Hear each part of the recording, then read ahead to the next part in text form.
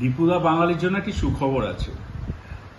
দীঘায় উইকেন্ডে অনেক মানুষ বেড়াতে যান, ট্রেনের ব্যবস্থা থাকে না বলে হয়তো রোড ট্রান্সপোর্ট বা অন্যান্য কোনো মোডে যান, রোড ট্রান্সপোর্টই প্রেফার করেন। কিন্তু পূর্ব রেলওয়ে এবার বিশেষ ব্যবস্থা নিচ্ছে, কলকাতা থেকে দীঘা যাওয়ার জন্য বিশেষ ট্রেনের ব্যবস্থা করেছে প্রত্যেক শনিবার এবং রবিবার।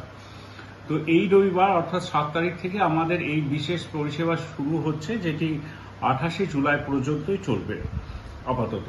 ট্রেনটির নাম্বার হলো 03161, যেটি কলকাতা স্টেশন থেকে দীঘার উদ্দেশ্যে রওনা হবে, যেটি আন্দুল, উলুবেড়িয়া, তমলুক, কাঁথিতে দাঁড়াবে। ট্রেনটি কলকাতা থেকে রবিবার দিন এবং শনিবার দিন, এই প্রথম জার্নি স্টার্ট হচ্ছে 7 তারিখ রবিবার। তো 7 তারিখে থেকেই দুপুর 2টোর সময় কলকাতা স্টেশন থেকে ছাড়বে, যেটি দীঘা গিয়ে পৌঁছবে সন্ধ্যে 6:50।